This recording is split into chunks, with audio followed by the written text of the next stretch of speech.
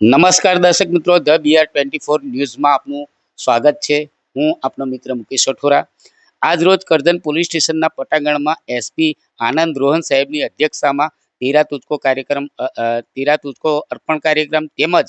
આગામી દિવસે રથયાત્રા નિમિત્તે શાંતિ સમિતિની મિટિંગ પણ યોજવામાં આવી હતી, જેમાં ઉપસ્થિત એસપી આનંદ રોહન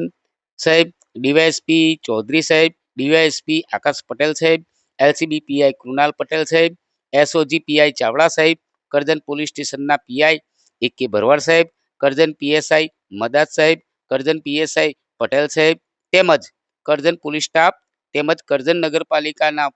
પ્રમુખ, ઉપપ્રમુખ તેમજ નગરપાલિકાના સભ્યો તેમજ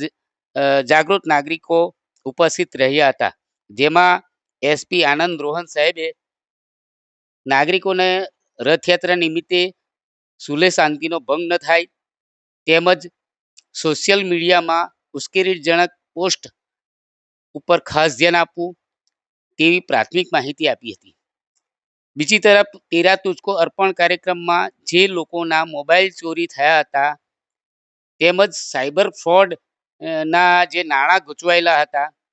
તે આશરે 20 જેટલા મોબાઈલ તેમજ 10 લાખ રૂપિયા જેવા સાયબર ફ્રોડના ગુનામાં ફસાયેલા રૂપિયા લોકોને અર્પણ કર્યા હતા.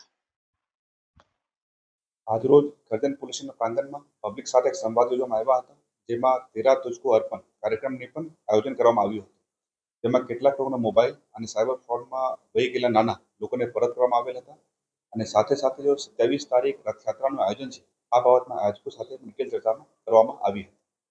સર, ડીજેને લઈને જે વાત કરવામાં આવી છે અને આગામી 25 તારીખના રોજ ઇલેક્શનનું એમાં બે ત્રણ વસ્તુઓ છે. એક તો 25 તારીખે મતગણતરી પણ છે, તો એ આયોજન પણ અને એ આખું એક શાંતિપૂર્ણ માહોલમાં પૂરા થાય આ બાબતમાં ચર્ચા કરવામાં આવી અને સાથે સાથે કોઈ પણ ધાર્મિક તહેવારમાં ડીજેમાં કોઈ ઉશ્કેરણીજનક સોંગ નહીં વાગે આ બાબતમાં ખાસ સૂચના કરવામાં આવી. અત્યારે અમે લોકો જોયા લગભગ 10 લાખ રૂપિયાનો સાયબર ફ્રોડમાં પરત થઈ ગયેલા નાના અને લગભગ 20 જેટલા મોબાઈલ અમે લોકો પરત કર્યા. Thank you.